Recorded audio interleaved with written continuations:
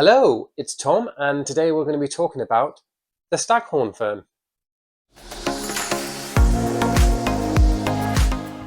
Okay, so the Staghorn Fern. Traditionally, this was a plant that you would grow only on a mount, so you would attach it to your wall, there'd be no soil, and you would have it maybe grown on a plank of wood.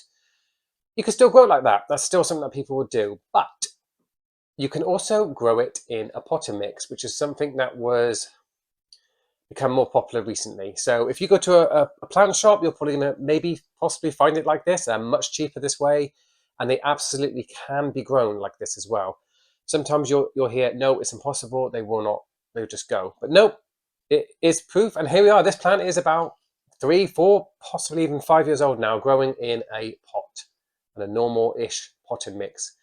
There are a couple of things that you need to do about staghorn ferns, which are different to normal houseplants. If you get these two things wrong, your plant's going to be in big trouble. And I'll cover these later on in the video. Okay, so let's talk about light first of all. In their native habitat, they are epiphytic, which means that they will grow usually on other plants, maybe a tree, for example.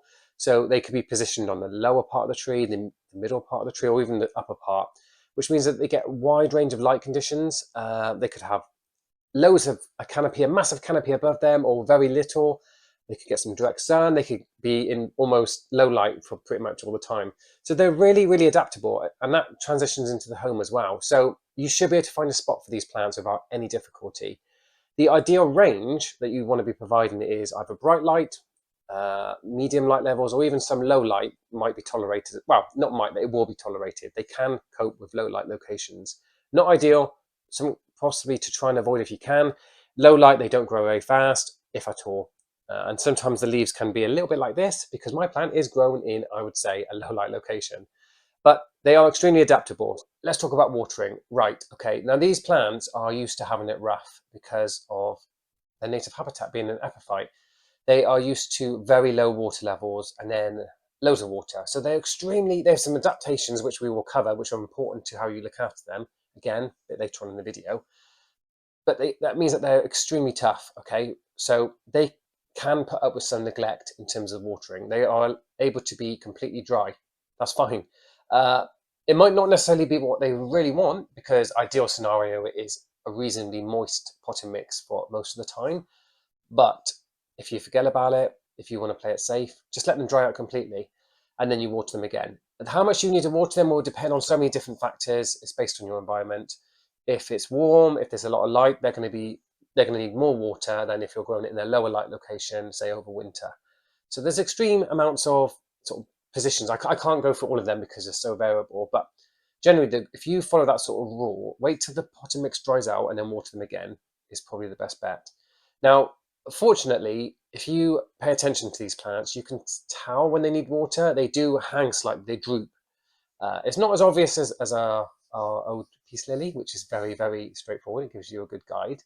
But if you're an attentive person, you will spot the fact that it's drooping down and it needs water. So look out for that. Go and give it some water.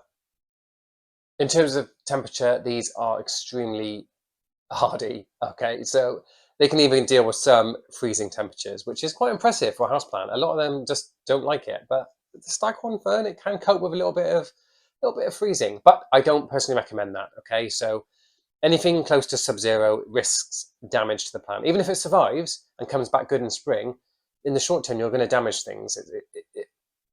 Avoid it. That's my advice. But realistically, the only way that's really going to happen is if you popped it outside in the summer, which is absolutely fine, and you've forgotten about it as winter's crept up and it's it's got cold. So try and bring it back in. In terms of upper temperatures, there isn't really one. They do like it a little bit warmer if possible, but an average temperature range in your home, a normal home, is going to be absolutely fine for these plants. There's nothing else you need to do. Humidity, right? Okay, so this is one house plant that you can mist, okay, and they quite like that for reasons which I will explain very soon. Now, most houseplants you can mist, or basically all houseplants, but why?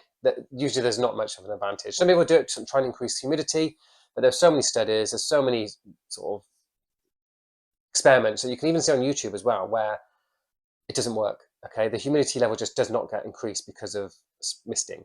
But these plants do like it, okay, because of the fronds. They can absorb water basically through the fronds, which is why you can mist them. There's a dual purpose. So don't mist for humidity, but if you want to mist them to sort of water them a little bit, that's fine. You can do that. And there is a short-term boost to the humidity level. But ideally, you want to provide a normal humidity range for these plants. Okay, so let's talk about the two things I mentioned earlier that are really important to the Staghorn Fern that you shouldn't play around with because they need them, okay? I'm saying that very importantly, make sure you listen to this. Okay, number one. So these are the normal leaves or fronds that come out and they photosynthesize for the plant. You also get another type of leaf that comes out near the base, and they are sort of like a lily pad, I suppose. I'm not sure how to describe them, but they're called shield fronds, okay? And they are essential. They come out green, and people are just like, okay, that's cool, that's nice. It's part of the plant. About a year later or so, they go brown, okay? And people think they're dead, and they pull them out or remove them. Don't do that. It's actually really important. Now, if you're growing these plants epiphytically, so there's no soil and you're growing them say, on a piece of wood, then they are essential for the plant, okay? They will keep the root, they keep it tight, they keep it together, they anchor it to what you've attached it to. Additionally, they will stop it drying out so quickly as well. They shield, literally the name, shield fronds, they shield the roots, okay? Now, even when it's in the potting mix, still leave them alone. What they're doing is they cover the soil surface and they will stop the potting mix drying out so quickly. So they provide a really important function for the plant, so don't remove them. The second thing about this is what's on the fronds themselves. Okay, so if you cannot see from the camera, I'll have to show you some pictures, but it looks like dust, okay? It's white, sort of hairy dust type stuff. It can be rubbed off, and underneath the fronds are completely green. And I get it. I understand what people are thinking. They're thinking their plant is dusty. I 100% understand, but it's not dust. It's actually been produced by the plant itself. Again, it's another adaptation dealing with sporadic, unusual watering situations. So when water falls on the fronds, these little sort of hairs, essentially what they are, will help water not run off the leaf.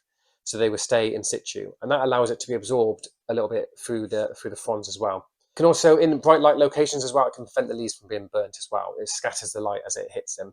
So they're really, really important. Don't rub them off, okay? If you're convinced that there is some dust, just put them into the shower. That will wash off genuine dust, and the little hairs will stay in place.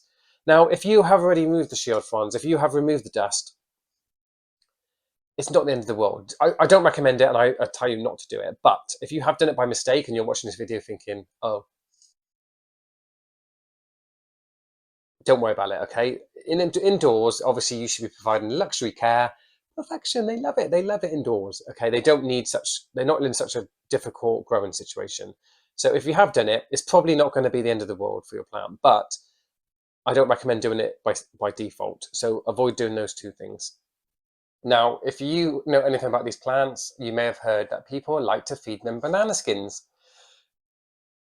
Yeah, you did hear me correctly. I did say that. If you don't have a clue what I'm talking about, then yeah, you did hear me correctly. Okay, so banana skins do have some potassium and I can't think of what else there is. There's some other nutrients in there that these plants do quite like.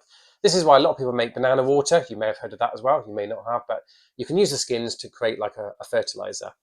Now, I'm not going to recommend that. I think it's messy. I think that it's not balanced. It doesn't have any nitrogen in the banana peel. So you are providing some of the elements and some of the nutrients that it would want, but not all of them. So you're missing one, which is nitrogen.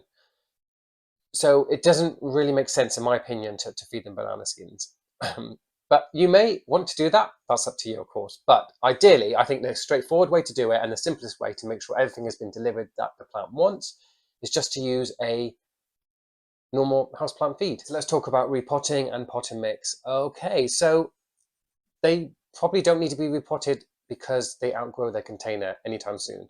Actually, that's not strictly true. Okay, so their roots are really superficial. They are not going to fill a pot easily. Okay, so you will not need to repot your plant unless it's really, really small and you're starting off a really, really tiny plant, and then you will need to upsize it quite frequently. But if you have a normal sized Staghorn Fern, you don't need, in a pot, you don't need to continuously repot it because it needs more growing space for the roots because they're so superficial. But what happens is the shield fronds, which we've talked about already, will essentially spread over the soil surface and eventually they will encapsulate. Is that the word I want to use? They encapsulate the entire pot. They start to come down the sides. Now, it looks cool, it's nice, but it means it's so difficult to water the plant properly. You might not be able to get anywhere access to be able to water it. So if that is your problem, what you may need to do is either one, remove a small amount of the shield fronds, which is not ideal, but obviously it's better than removing all of them, just remove a small section, or you can just repot it into a bigger container. So there is, again, accessible potting mix that you can see. Now, in terms of the potting mix you should use, you may have already put this all together at this point already, but you don't want to use something that's really, really heavy and will hold on to loads of water. It's too much, okay?